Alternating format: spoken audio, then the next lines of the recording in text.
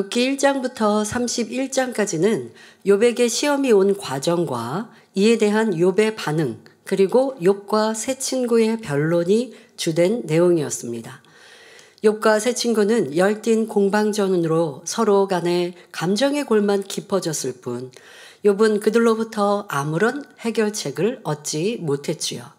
우리는 욥과 세 친구의 말들을 하나하나 살펴보면서 자신을 돌아보고 발견하는 시간을 가졌습니다. 변론의 무익함을 깨우쳤지요. 또한 욥은 자신이 과거에 잘한 것을 나열하며 나는 의롭고 잘못한 것이 없다라고 주장하였지요. 그러니 결국 이런 잘못 없는 나를 하나님께서 이유 없이 치신 것이라 라고 주장하고 있습니다. 이런 욥의 말과 모습을 보며 하나님께서 욥을 연단하실 수밖에 없는 이유를 깨달을 수 있었습니다. 오늘부터 시작되는 32장에서는 엘리후라는 젊은 사람이 새롭게 등장하여 자기 주장을 펼치기 시작합니다. 욥기 32장 1절부터 3절에 욥이 스스로 의롭게 여김으로 그 세 사람의 대답이 그침에 람 족속 부스 사람 바라겔의 아들 엘리후가 노를 바라니 그가 욥에게 노를 바람은 욥이 하나님보다 자기가 의롭다 함이요 또 세 친구에게 노를 바람은 그들이 능히 대답지는 못하여도 욥을 정죄함이라 했습니다. 먼저 엘리후가 욥에게 노를 바란 것은 욥이 하나님보다 자기가 의롭다 주장했기 때문입니다. 욥은 하나님의 살아계심과 전지전능하심을 믿고 섬겼으며 최선을 다해 자신을 지키며 선하게 살아왔습니다. 스스로 생각할 때 어떤 잘못도 한 적이 없는데 너무나 엄청난 재앙을 당하니 심히 억울했습니다. 결국 하나님이 아니면 나에게 이렇게 할 사람이 없다라고 생각했기 때문에 하나님을 원망할 수밖에 없었지요. 그런데 엘리후가 욥의 형편을 보니 욥이 그처럼 떳떳하게 말할 수 있는 입장이 아니었습니다. 전 재산과 가족들을 잃고 몸까지 엉망이 되어 무사람들로부터 비난과 조롱을 받는 사람이 잘난 체 하는 것은 교만이며 옳지 않은 처사라 생각했기 때문이지요. 심지어 하나님보다 자기가 더 의롭다고 주장하니 참으로 기가 막힐 노릇이었습니다. 엘리후도 세 친구와 마찬가지로 욥, 네가 의를 행했다면 그 복이 어디 있느냐. 틀림없이 죄를 지었기 때문에 하나님께서 징계하신 것이다. 이렇게 단정하고 있는 것입니다. 자기의 의로움을 주장하는 욥도 옳지 않지만 그를 판단 정죄하는 엘리후의 마음도 옳지 않습니다. 여러분이 엘리후의 입장이라면 욥을 어떻게 생각하시겠습니까? 주변에서 누가 시험환란을 당하거나 질병이라도 생기면 저 사람은 무슨 죄를 지었기에 하나님께 징계를 받을까? 판단 정죄한다면 이는 엘리후의 모습과 다름없음을 알아야 합니다.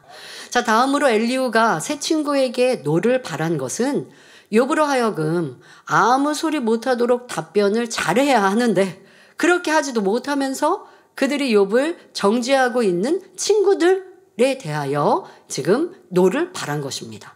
이어지는 본문을 보면 엘리후가 여태껏 그들의 대화에 끼어들지 못하고 참았던 이유를 설명합니다. 욥기 32장 4절부터 6절에 엘리후가 그들의 나이 자기보다 많음으로 욥에게 말하기를 참고 있다가 세 사람의 입에 대답이 없음을 보고 노를 바라니라. 부스 사람 바라겔의 아들 엘리후가 발언하여 가로되 나는 연소하고 당신들은 연로함으로 참고 나의 의견을 감히 진술치 못하였었노라 말합니다. 욥과 세 친구의 나이가 자기보다 많았기 때문에 감히 끼어들지 못하고 꾹 참고 있다가 끝내 분통을 터뜨린 것입니다. 그동안 세 친구는 욥을 깨우쳐주지도 못하였을 뿐 아니라 오히려 욥에게 바보 취급당하고 변론만 계속되었습니다. 그러니 엘리후가 보다 못해 마치 남의 바둑판에 훈수 두는 사람처럼 그들의 대화에 끼어들게 된 것이지요. 세상에서는 일마다 끼어들어 참견하는 사람을 약방의 감초에 비유하기도 합니다. 이런 사람은 다른 사람의 대화나 업무에 불쑥 끼어들기도 하고 남의 사정을 잘 알지도 못하면서 함부로 지적이나 권면하기도 합니다. 하나님의 사람들은 이런 사람이 되지 말고 디모데전서 5장 22절에 다른 사람의 죄에 간섭지 말고 내 자신을 지켜 정결케 하라 말씀한 대로 자신을 진리로 지키기에 힘써야 합니다. 자, 엘리후의 말이 계속됩니다. 욥기 32장 7절에 내가 말하기를 날이 많은 자가 말을 낼 것이요 해가 오랜 자가 지혜를 가르칠 것이라 하였으나 합니다. 날이 많은 자란 나이가 많은 사람, 즉 살아온 연륜만큼 무게가 있는 사람을 의미합니다. 해가 오랜 자의 의미도 이와 비슷합니다. 사람은 해가 바뀔 때마다 계절의 변화를 경험하며 자연 만물이 소생하고 변성하며 시들고 죽는 과정을 보게 됩니다. 그러니 해가 오랜 사람이란 이러한 변화를 그만큼 많이 겪은 사람으로서 인생 경험이 많고 경륜이 풍부하며 지혜가 많은 사람을 의미합니다. 여기서는 엘리후가 자기보다 나이가 많은 3명의 친구를 가리켜 하는 말이지요. 그런데 엘리후는 이렇게 나이가 많고 인생의 경륜이 높은 그들을 존중하고 인정하는 듯 하다가 이내 그들이 지혜를 가르칠 것이라 하였으나 라고 부정적인 말로 연결하고 있습니다. 이어지는 말을 보면 욥기 32장 8절에 사람의 속에는 심령이 있고 전능자의 기운이 사람에게 총명을 주시나니 했는데 이는 엘리후가 하나님을 알고 있으며 믿는 사람임을 알게 해주는 말입니다. 엘리후는 사람 속에 영이 있음을 알고 있었고 하나님의 기운이 사람에게 총명을 주신다는 사실도 알고 있었습니다. 사람은 영과 혼과 육으로 되어 있습니다. 그래서 짐승과는 달리 영원을 사모하는 마음이 있고 비록 하나님을 알지 못한다고 해도 사람의 깊은 심령 속에는 신을 인정합니다. 사후세계를 어렴풋이나마 느끼기 때문에 죄를 지으면 두려워하고 천국과 지옥에 대한 이야기를 들을 때는 불안해하는 것입니다. 엘리후는 이에 대해 전능자의 기운이 사람에게 총명을 주셨기 때문이다 라고 표현하고 있는 것입니다. 이어서 엘리후는 욥기 32장 9절에 대인이라고 지혜로운 것이 아니요 노인이라고 공의를 깨닫는 것이 아니라 말합니다. 그동안 욥과 친구들의 변론을 들은 소감을 말하고 있는 것입니다. 예전에는 나이가 들면 지혜롭다고 생각했었는데 당신들을 보니 나이가 많다고 지혜로운 것도 아니고 경험이 많다고 바른 판단을 내리는 것도 아니군요. 이런 뜻입니다. 이 몇몇들을 통해 우리는 엘리후가 불같은 성격이며 판단이 성급한 사람이라는 것을 알 수 있습니다. 엘리후는 그동안 나이가 많은 사람들이 대화하고 있어서 존중하는 마음으로 꾹 참았던 것인데 만일 자기 또래의 젊은이들끼리만 있었다면 결코 참을 사람이 아니었다는 것이죠. 엘리후는 불같은 성격임에도 기본적으로 어른을 공경하고 존중하는 마음이 있었기 때문에 나름대로 참았습니다. 하지만 결국은 참지 못하고 본물 터지듯이 말을 쏟아내기 시작하는데 그의 말에는 맞는 말도 있지만 맞지 않는 것도 있습니다. 또 중요한 것은 엘리후가 자신의 급한 성품을 알아서 변화돼야 한다는 것이지요. 흔히 성격은 바꿀 수 없다고들 말하지만 하나님 안에서는 불가능이 없습니다. 하나님께서는 우리도 하나님의 성품을 담기를 원하시기에 성경 곳곳에 거룩하라, 온전하라, 오래 참고 온유하라, 자비하라 말씀하십니다.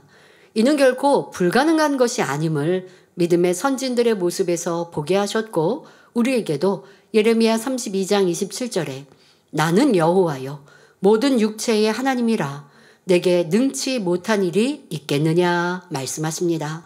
자, 그러면 엘리후는 왜 대인이라고 해서 지혜로운 것이 아니고 노인이라고 하여 공의를 깨닫는 것이 아니라고 말한 것일까요? 엘리후가 보니 지금 욥과 변론하는 친구들은 나이가 많은데도 욥을 감당하지 못하고 있기 때문입니다.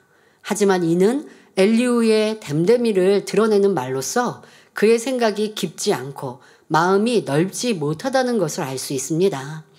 물론 사람이 나이가 많다고 해서 다 지혜로운 것도 아니요 반대로 나이가 어리다고 해서 다 지혜롭지 못한 것도 아닙니다. 예를 들어 다윗은 소년, 목동 시절에 왕이나 신하들보다 지혜가 뛰어났으며 믿음도 커서 거인 골리앗을 쓰러뜨렸습니다. 어린 소년이었지만 하나님을 사랑하고 경외하니 뛰어난 지혜를 받아서 엄청난 영향력을 발휘했던 것입니다. 또 요셉은 17세에 다른 나라에 종으로 팔려갔어도 하나님이 주신 지혜와 명철이 있으니 주인의 사랑과 인정을 받고 결국 왕 다음 가는 자리까지 올랐지요. 다니엘도 소년 시절에 포로로 잡혀갔지만 그 지혜와 총명이 얼마나 뛰어났는지 여러 왕조가 바뀌고 나라가 바뀌어도 계속해서 총리로 쓰임받았습니다. 그러니 어른이라 해서 무조건 어린 사람보다 지혜가 낮다는 말은 맞지 않지요.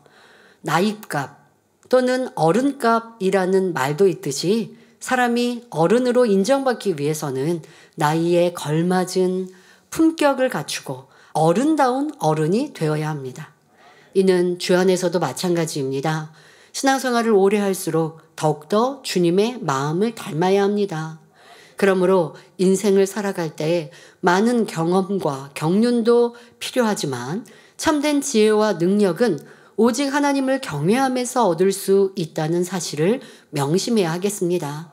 그러니 나는 나이가 많으니 나를 섬겨라. 내 말을 들어라. 나는 교회 안에 이렇게 직분이 있고 난 이렇게 오랫동안 신앙생활을 했으니 내 말을 들어라 라고 할 것이 아니라 언행의 본이 되어 젊은이들이 상담과 조언을 청하는 어른이 되어야겠습니다.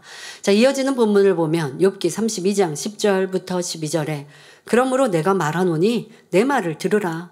나도 내 의견을 보이리라. 내가 당신들의 말을 기다렸고 당신들이 할 말을 합당하도록 하여 보는 동안에 그 변론에 내 귀를 기울였더니 자세히 들은즉 당신들 가운데 욥을 꺾어 그 말을 대답하는 자가 없도다 말합니다. 엘리후는 욥과 세 친구보다 나이가 한참 어리다 보니 그들의 대화에 감히 끼어들지 못하다가 마침내 세 친구가 잠잠해지니 드디어 자신의 의견 표명을 위해 나선 것입니다. 이어서 자세히 들은즉 당신들 가운데 욥을 꺾어 그 말을 대답하는 자가 없도다 했는데 이는 내가 자세히 들어보아도 당신들 중에 욥을 꺾을 만한 답을 하는 사람이 없었습니다. 이런 의미입니다. 아무도 욥을 꺾지 못하니 이제 본인이 나설 수밖에 없다는 말이지요. 여기서 영적으로 깨우쳐야 할 것은 사람이 대화할 때 자신이 나서야 할 때인지 아닌지 분별해서 예의를 지킬 줄 알아야 한다는 것입니다. 엘리후는 욥이 잘못되었다고 생각하고 있었기에 세 친구가 욥을 꺾어주기를 기다렸습니다. 이것이 인간의 감정입니다. 욥은 자기 나름대로 최대한 선 속에서 살아왔기 때문에 인간적인 말로는 그 누구도 욥을 깨우치게 할 수 없었습니다. 그런데 엘리후는 욥의 세 친구에게 욥기 32장 13절에 당신들이 혹시라도 말하기를 우리가 지혜를 깨달았었구나. 그를 이길 자, 바로 욥을 이길 자는 하나님이시요 사람이 아니라 하지 말라라고까지 말합니다. 욥의 세 친구가 한 가지 깨달은 지혜가 있었는데 그것은 바로 욥을 감당할 이는 하나님밖에 없구나라는 결론이었지요.